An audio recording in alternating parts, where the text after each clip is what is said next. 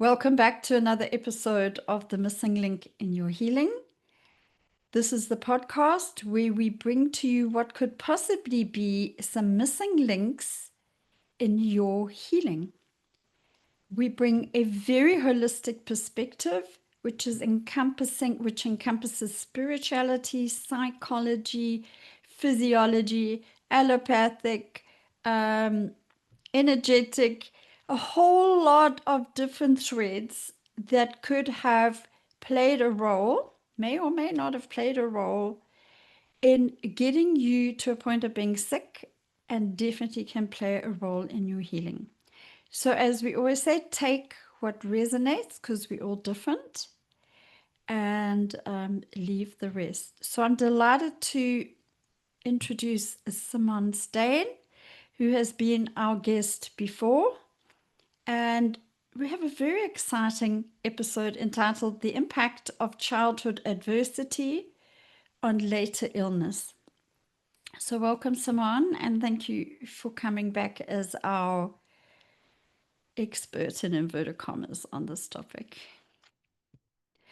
So, just before I hand over to Simone, for those of you that are new to our podcast, because we following now, Loretta and I started off the podcast. In fact, from episode 3 almost through to 18, we talked a lot about childhood in utero, the first 7 years of our life, and how our conditioning, socialization, and particularly trauma creates a program, a program that's unconscious, but it's 90% and can run our show. On a 10% level, we can know things, but if that program is running the show unknowingly, then you're going to have problems in your life. A whole lot of coping mechanisms are going to be playing out, and they might present as something that seems very functional: overworking, being very controlling, people pleasing. I mean, I looked like a very, very functional, well, I was a highly functional, dysfunctional. That's how I've termed myself. So Loretta and I have skated over the edge or on the surface of going to talk about childhood, to talk about in utero and how it informs this unconscious, which, if it's not worked with, it creates all kinds of psychological, mental, emotional issues, which may not seem like issues, and those impact your body very, very severely. And we've gone through that in a number of episodes on how the immune system gets affected, either over functions or under functions. We've talked about hormones. Loretta did a whole episode on this. But today, I'm very excited and delighted that we have somebody who can take us very deep into this topic, both because of her own journey, but also because of her incredible training and experience. Simone studied psychology, but she then started getting into studying chronic pain with a very good teacher in this country, and that was to help herself heal her own chronic pain. And she ended up taking all of that to the unconscious and working with the unconscious and to looking at the formative years, those in utero and first 7 years of our life. So, Simone, I can't wait to hear what you've got to say. This is probably one of the most important episodes we're ever going to put out, because people, I don't think they have any idea what impact their in utero and childhood could be having as in later years on their health. So let me ask you then a question. You can butt in and say anything you want, but I'd love you to explain to us, what do you mean by childhood stresses or traumas, and does our childhood have to be filled with extreme events for later illnesses to arise? And if you want to start somewhere else, please start, but thank you for being here. Gosh, Antoinette, thank you. That is a great introduction. And it's really great to be here again. I love your podcast, and it is an honor to be able to talk with you again. So I think there's the word trauma is got so many different meanings for so many different people and so many different definitions and so forth. There's the big T and the little t, and there's just lots of theories around it. If I can speak personally, I mean, I don't see trauma as necessarily having been attacked when you were a child or being in a car accident or something hectic or hardcore like the big T. For me, it's about whether or not if you were in any unpleasant or challenging circumstances that you did not have the tools or the capacity to cope with as a child. So, as a child, if you're not resilient enough, if you're born into this world already being quite hypersensitive, your immune system, your autonomic systems, or your systems are already hypersensitive, and you do not have the tools to cope with a situation that can be deemed as challenging and even traumatic for you, if you don't have the correct way of processing it, or if you don't have the guidance from any form of adult or parental figure to help you guide through it. That in itself, as far as I'm concerned, can be classified as traumatizing for a little child. So I think I don't want to necessarily lay any blame here either. I don't like blaming my parents for doing X, Y, and Z. Or, I mean, as far as I'm concerned, I don't like to look at scapegoats or the black sheep of the family, because families are systems. They are systems that all interact and work within each other. The one cog impacts the other cog. They can't turn without each other. It's the interconnectedness of a system, and that for me is plays a very, very important role in how we understand our childhood and how we learn from it. So maybe when I was 2 years old and I was playing and mom left to go answer the phone or answer the door, for me in that moment I felt abandoned and I didn't have the tools to cope with it. Is that my mom's fault? No. Is that my fault? No. It's just in that moment I did not have the resilience to cope with that, and that thought of abandonment and fear impacted me. Maybe that was traumatic for me.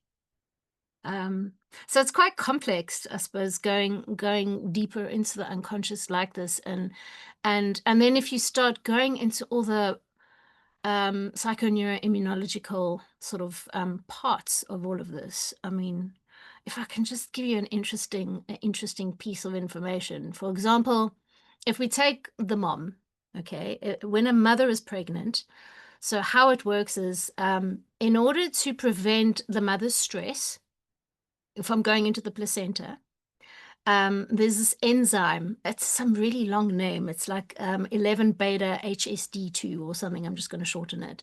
And it's this enzyme that if the mother's stressed, the cortisol from the mom runs through her blood system, and then there's this enzyme that protects the placenta of the covering for the baby, and it prevents the cortisol from entering into the placenta, so it converts it into cortisone, and that protects the baby, protects the fetus. The problem is if the mother's chronically stressed and very stressed and stressed for a long time, that capacity of that enzyme starts diminishing and it starts losing its efficacy, which means that the cortisol is able to get into the placenta, and then that affects the HPA development, the hypothalamic pituitary adrenal axis, very long name, that then becomes disrupted at a fetal age already.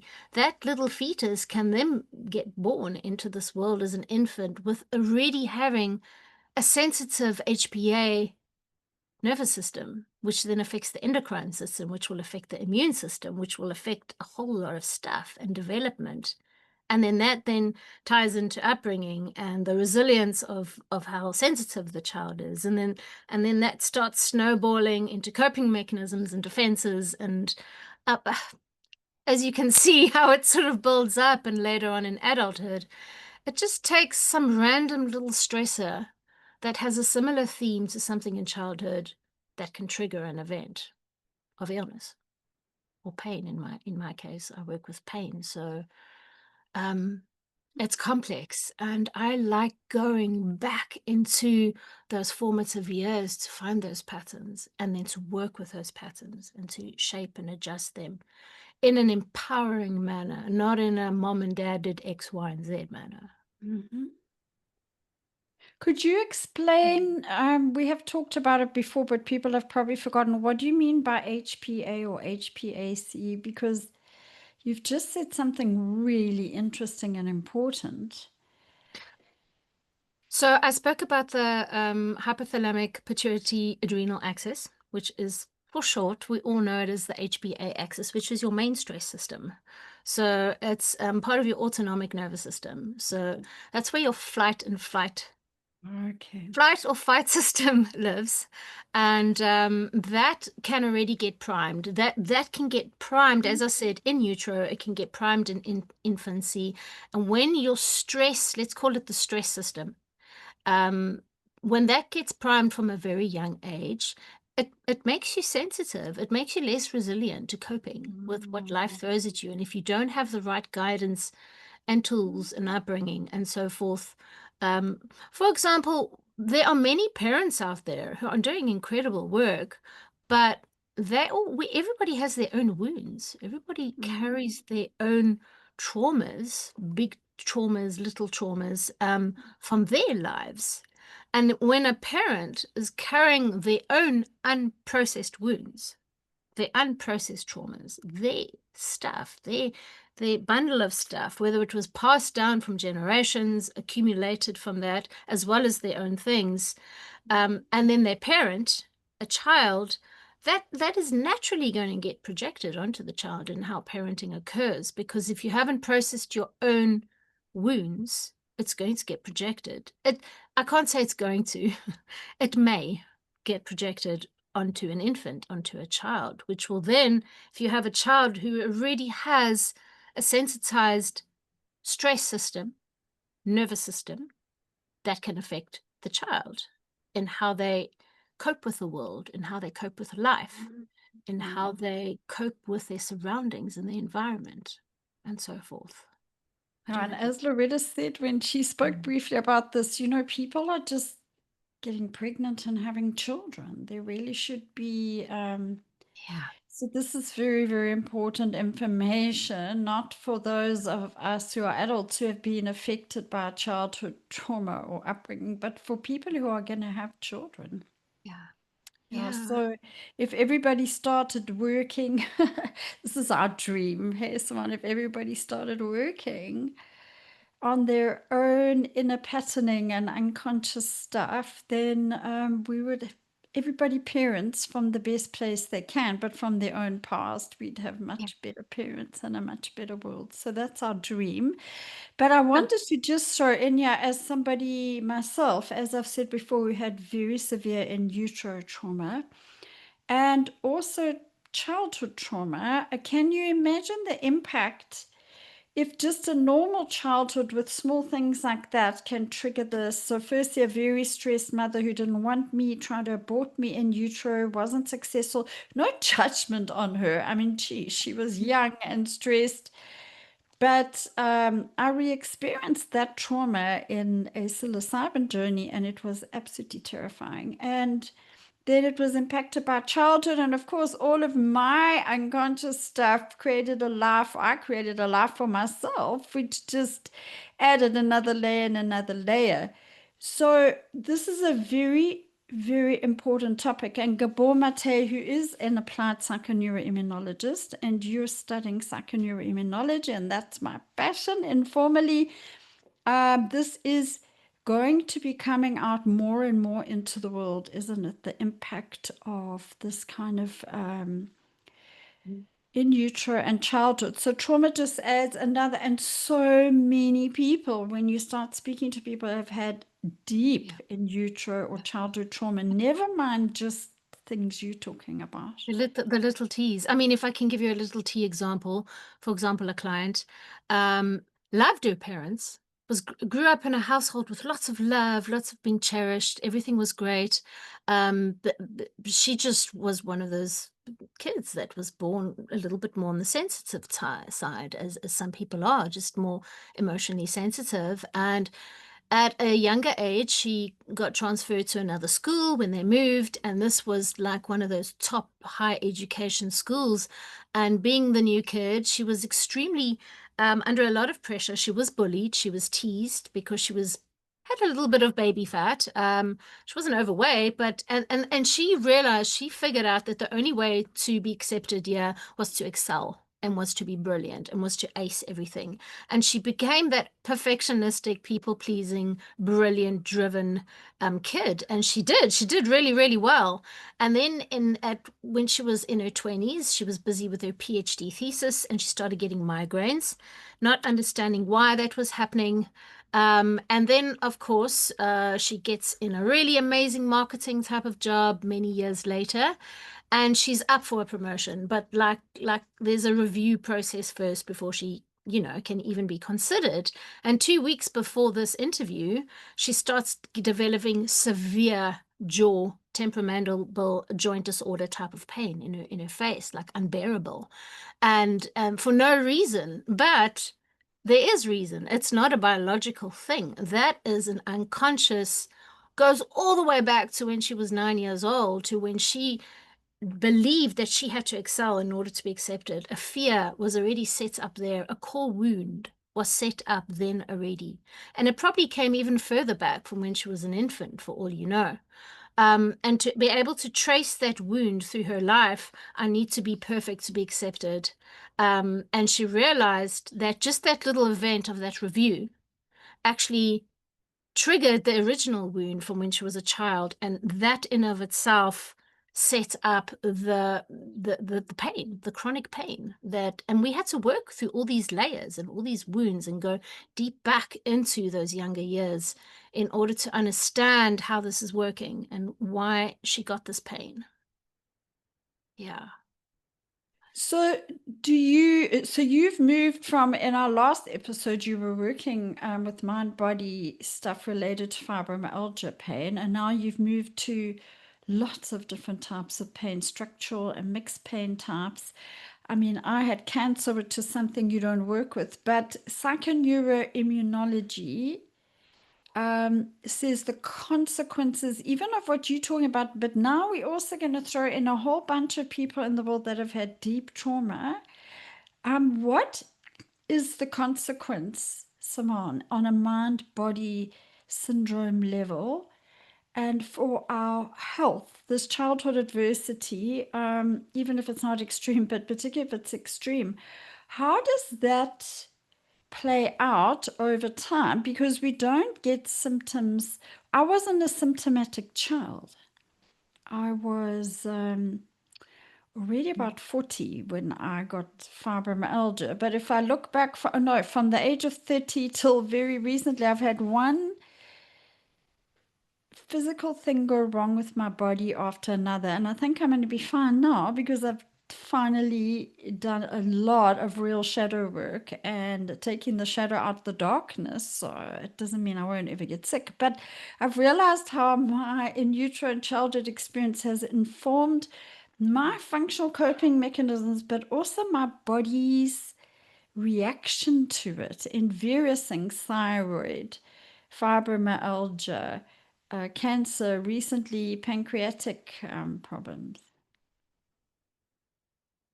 I think it's important what you're saying, and the mind body link is, we cannot not talk about it. We cannot not bring it into everything. And mind body is not just a disorder. It's not just something that you get diagnosed with.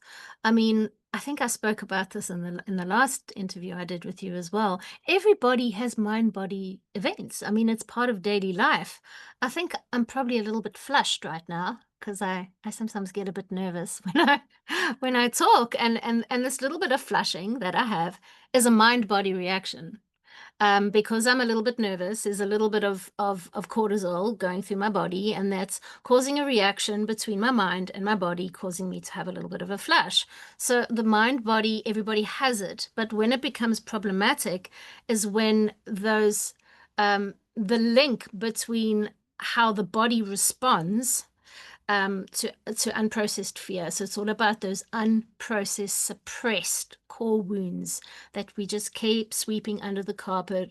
Because when you are a young little child and you don't have the tools, as I said, or the resilience to cope with stresses, the only way to cope in that moment, and it's a complete protective mechanism, is to wipe things under the carpet, because you don't know what to do with fear when you're 3 years old, or intense anger. If somebody upsets you, you don't know what to do with anger, and that's unacceptable. And very often this type of anger or fear becomes trapped and it becomes blocked.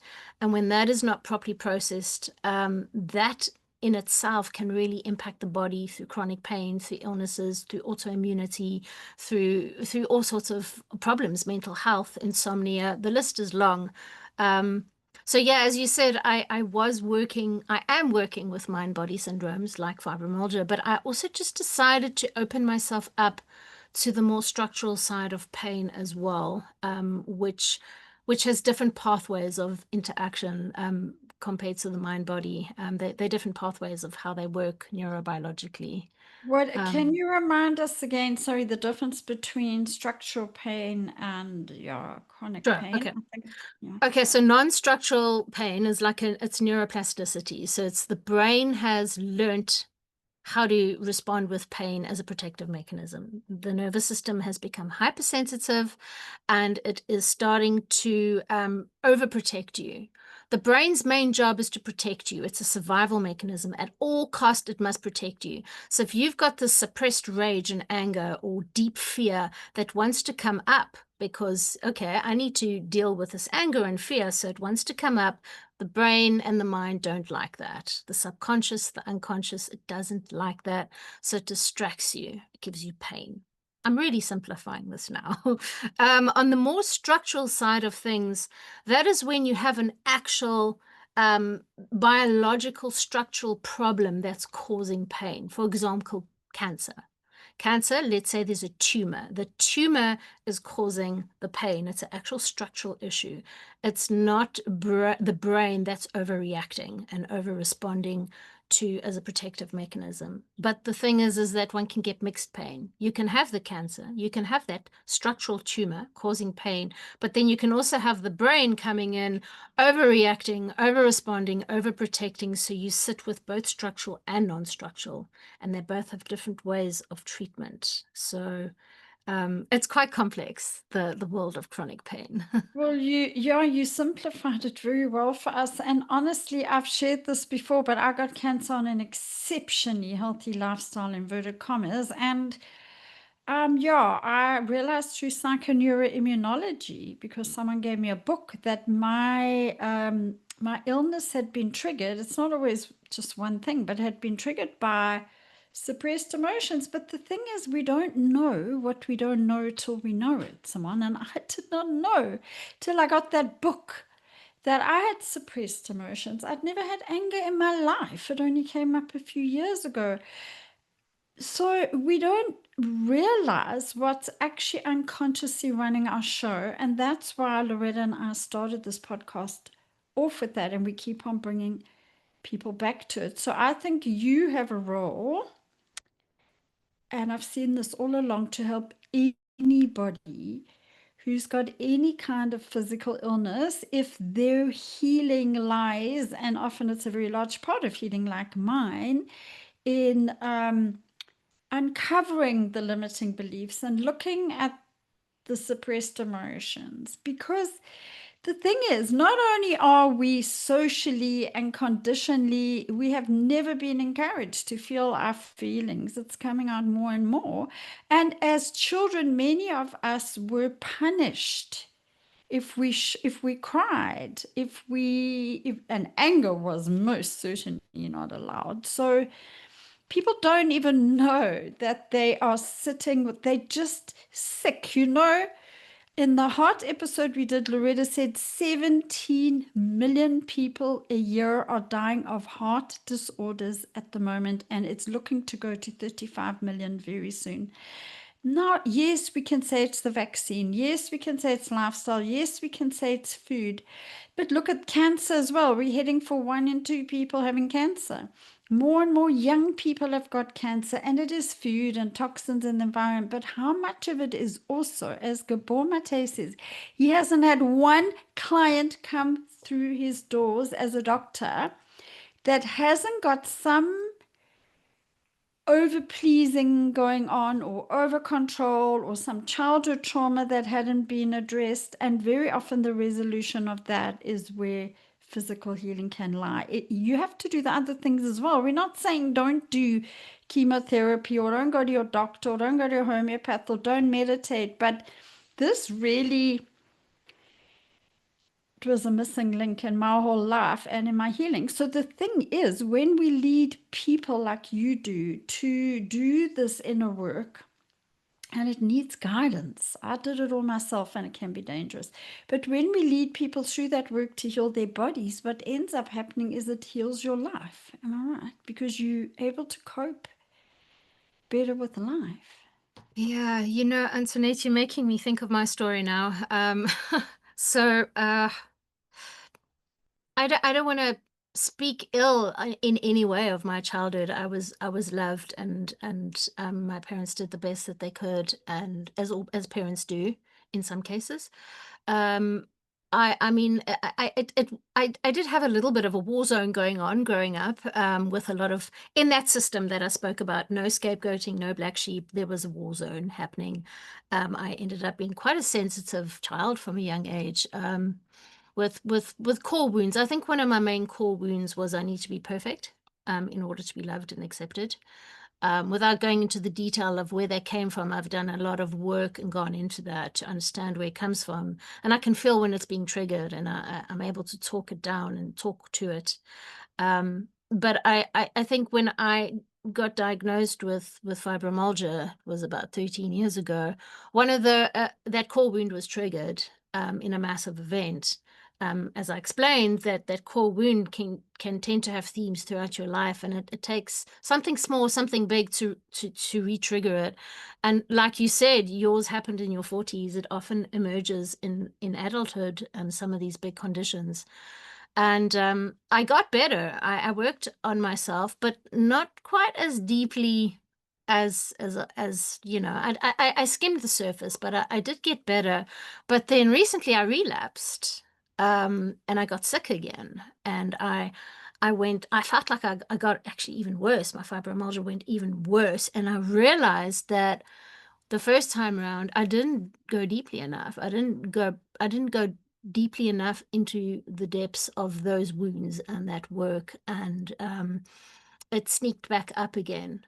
I'm not saying that if this is going to happen to everyone, we're all unique individuals, but in my case, I needed to go deeper. That's my journey. And I then had to go deeper, and I then had to redo all the work on myself again, with more depth-oriented processing involved. And that's actually how I deepened and evolved my own program that I use with clients, which is I developed this five pillar model that I work with, which I used on myself first because of those missing pieces that I didn't do the first time around. So that relapse, and it's ongoing. This journey is ongoing. I'm not saying I'm going to be healed Yes. forever. I may relapse again. I may have a baby lapse again. I don't know. That's been one of my lessons. You think it's over and it's done, but this inner work, I think, is a lifetime journey. And just because and it goes to different layers over time. We can't do it all at once. It would kill us, actually. And also, I Yeah. think we've been conditioned and socialized to believe that there's a once-off event, we get better, whether it's mentally or physically, and then it's done. We've been conditioned to be a little bit soft, actually, I think, for a long time now, whereas actually life is a journey of being well and being sick, of being mentally happier today and not so happy tomorrow. But it's about how we navigate all of that and how we deal with it. And Loretta always says how quickly we come back from relapse. And I can see with myself now, I'm getting better and better at coming back from it, whatever it is, and dealing with it. So, and just to add before you carry on, is this what we bring on this podcast? Please, if you're well, if you're young and you're well and you're like, oh, I don't have to worry about this stuff. It takes a psychoneuroimmunology says what it can take 20, 30 years to develop heart disease or cancer. It's not an overnight affair. You don't wake up one day with a wonky heart or so. Simone, let's maybe segue, if it feels comfortable for you, into anger and rage. Loretta and I actually we've done 5 episodes in total on how important it is to feel your feelings if you want to heal. And then we actually did 3 on anger.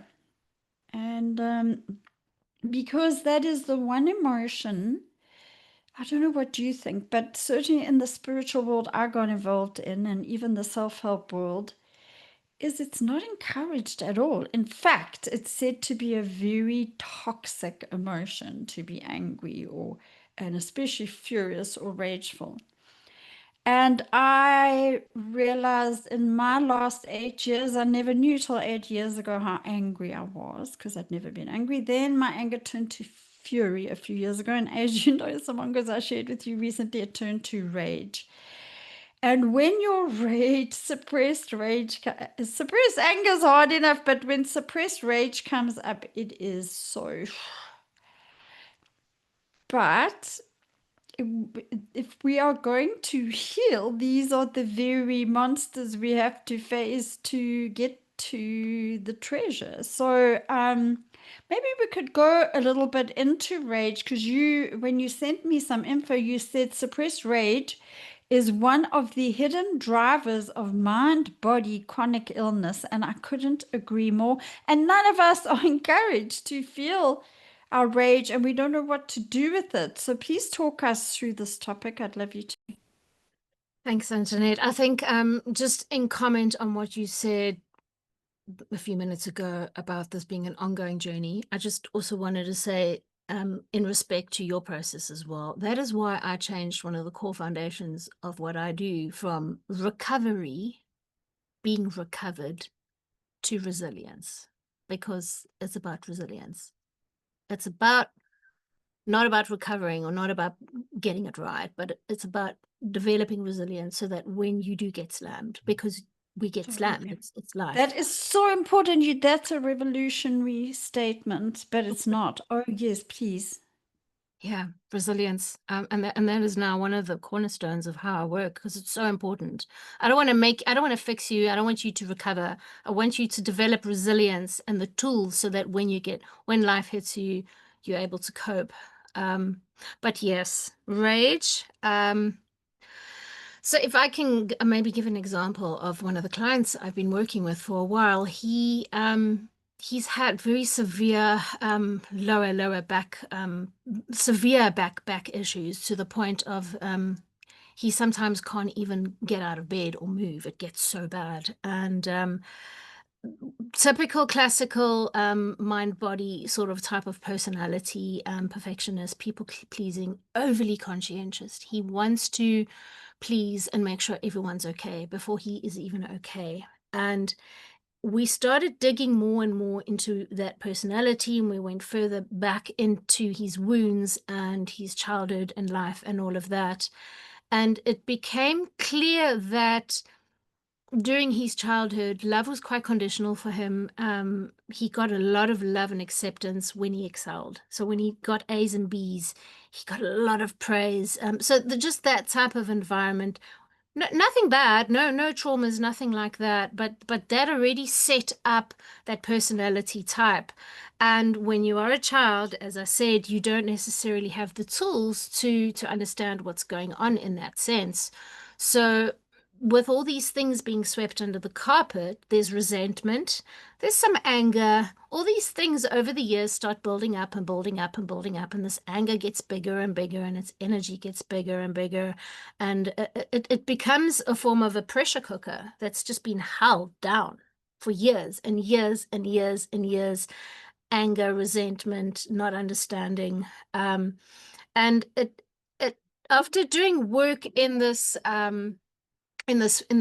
with him, specifically using some of the techniques I use, he started having rage attacks, like just randomly really raging, and like really getting upset and having meltdowns and tantrums and so forth.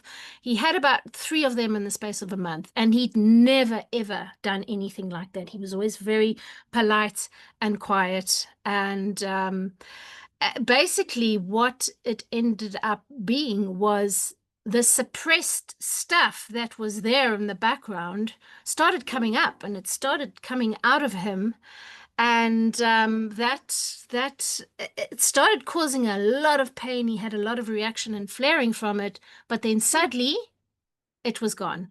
The pain eased and things were better. So just in unpacking that rage, going into it, releasing it, taking the lid off the pressure cooker, he had these 3 attacks, and then suddenly his pain was better.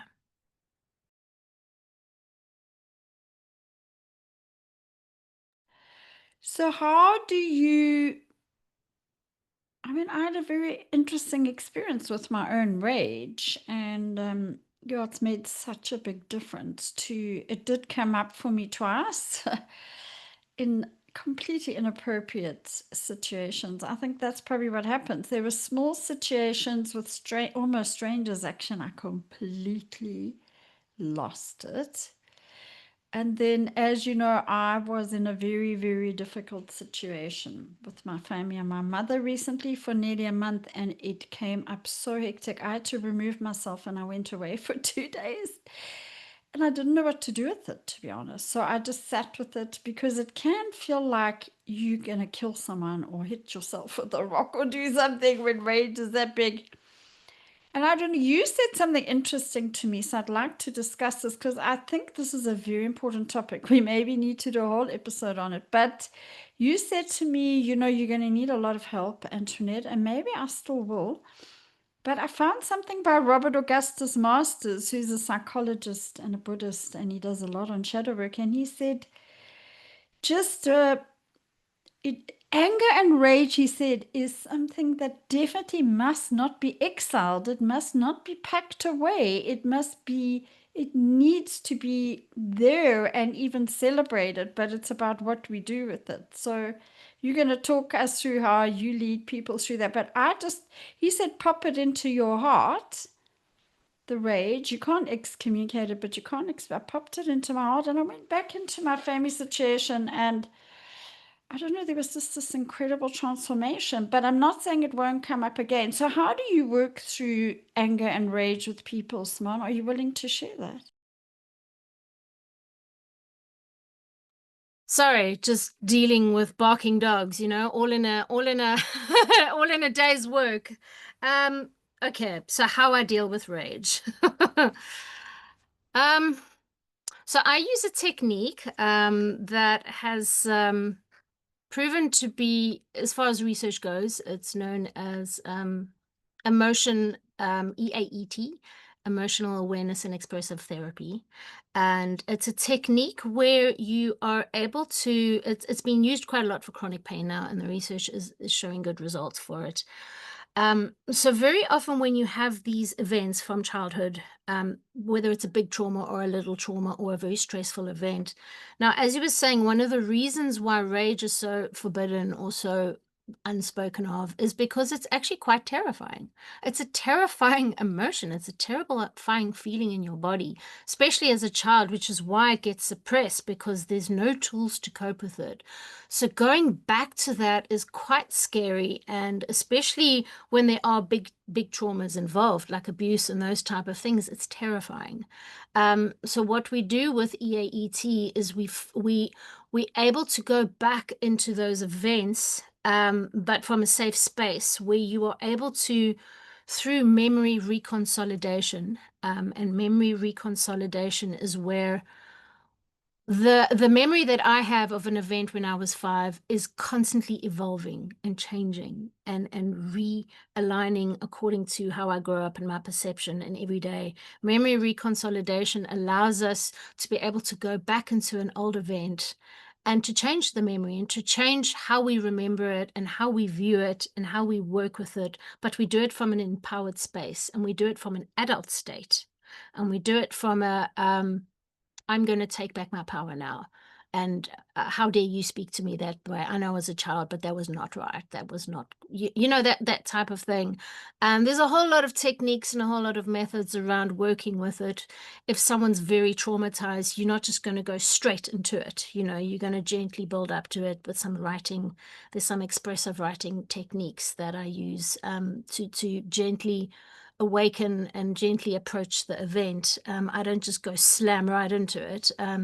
You have to work with the nervous system. You have to work with how the nervous system of the client is feeling. So if a client is if they are biologically a mess, I'm not going to go into an event. I'm going to gently get them safe first in their body before I go into the emotional work. So it just all depends on what a person is bringing. But that rage, and it's not always rage, sometimes it's the rage goes straight into depression or guilt. Guilt and shame are big ones as well. There's a lot of guilt that I didn't stand up for myself, or guilt or shame that I'm just not good enough, I'm not worthy. And one works with those emotions and you tie them to events. I don't know if I'm answering your question.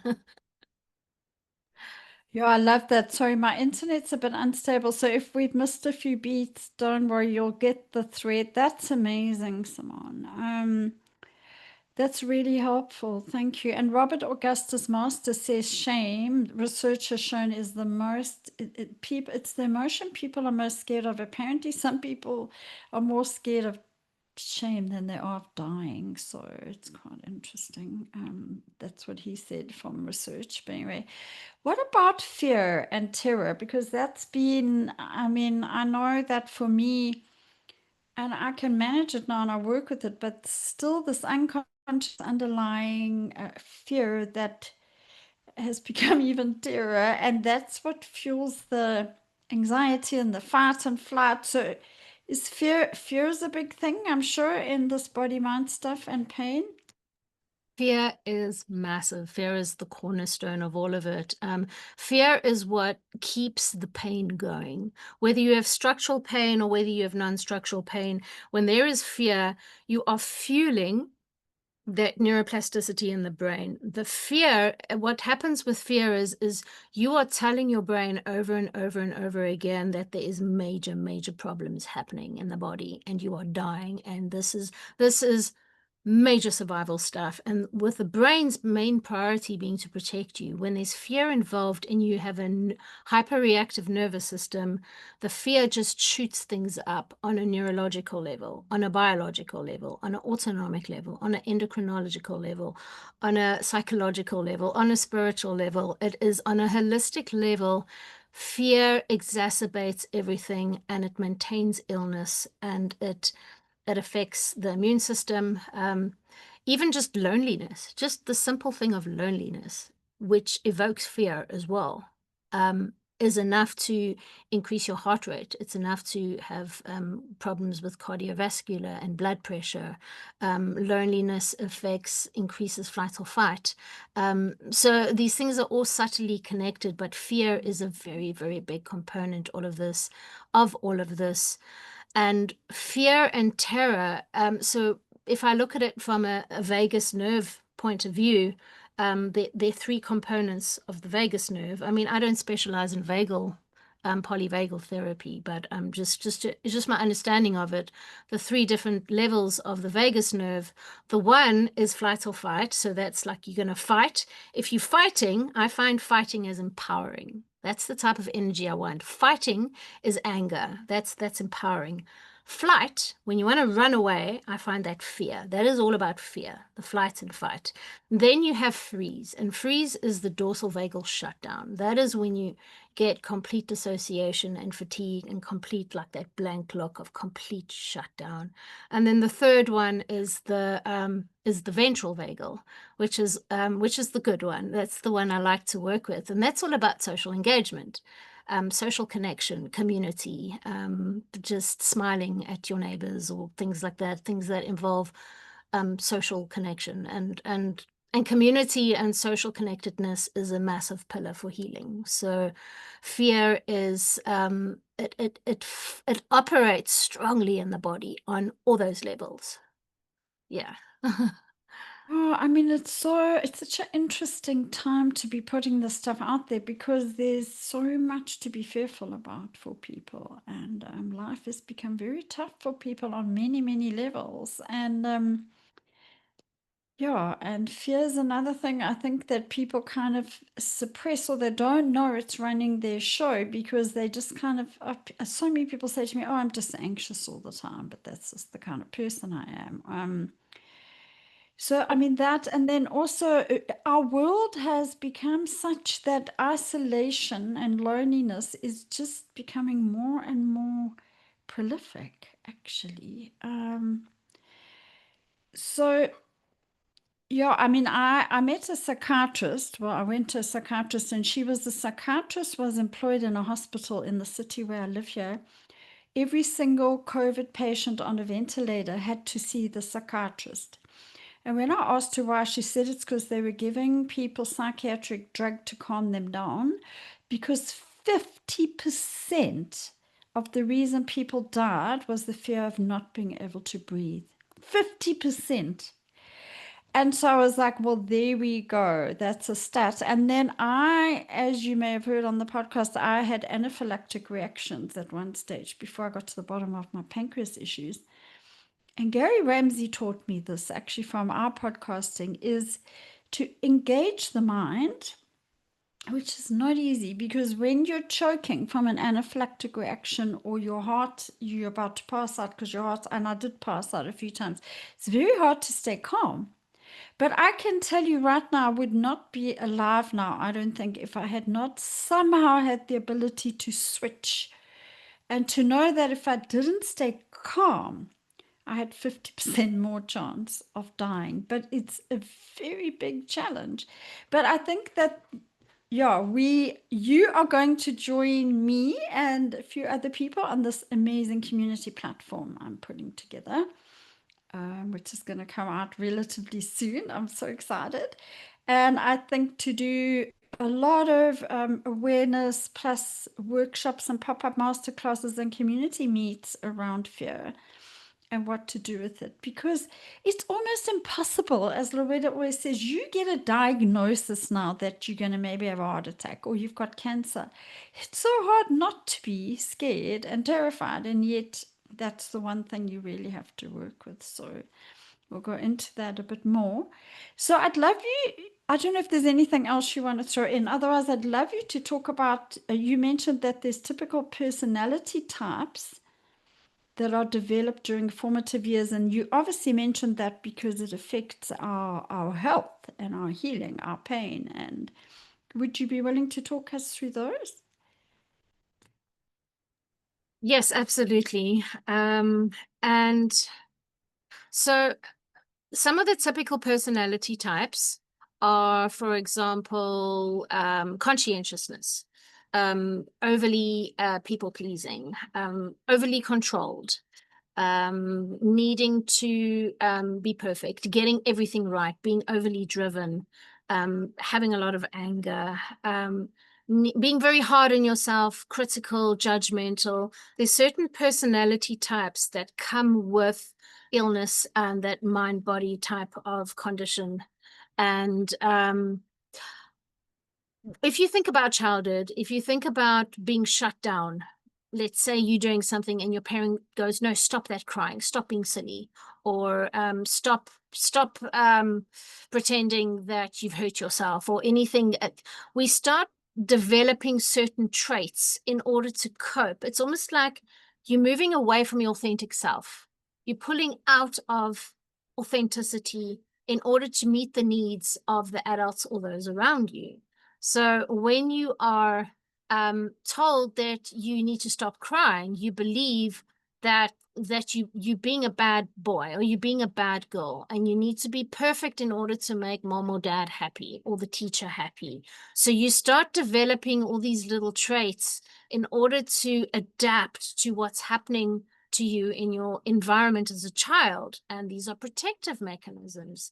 And it's pulling you further and further away from your authentic self and acting as who you are meant to be. And that's where, I mean, that's where the ego comes in. And, you know, as we get older, we move further and further away from acting from that authentic self. And I think that plays such a big role when I work with my clients.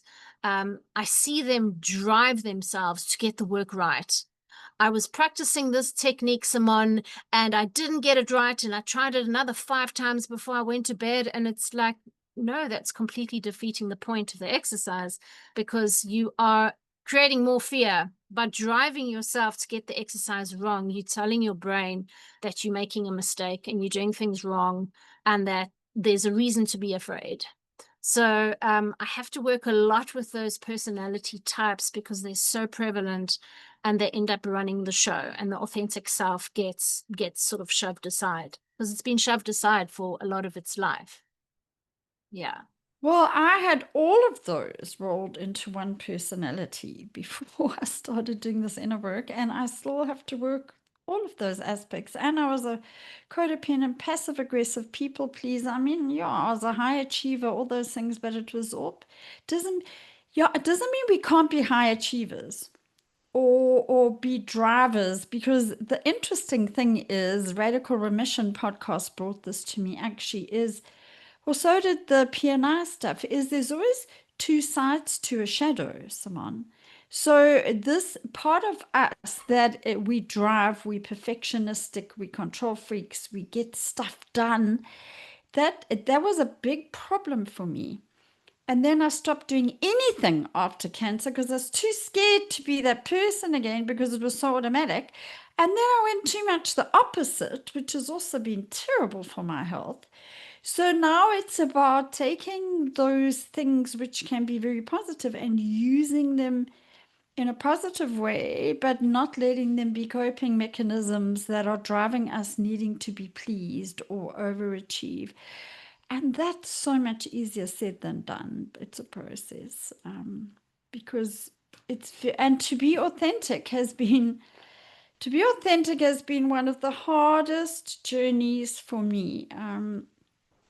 But it seems like so. I mean, Gabor Mate and Pierre and I speaks about if you are boundaryless, if you can't draw boundaries, you're going to end up getting sick. And I was a tough achiever, open my mouth, I got a loud mouth.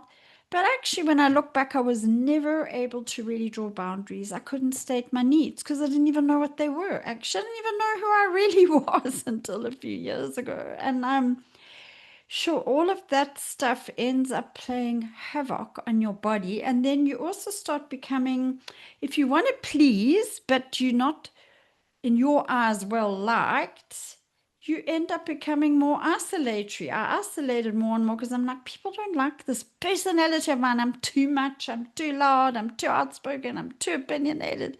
It's funny, we're all finding each other because Loretta's got that thing going on. And so if you, I think, and now we're all like just going for it. But it's, so there's so much to health, and it all goes together, isn't it?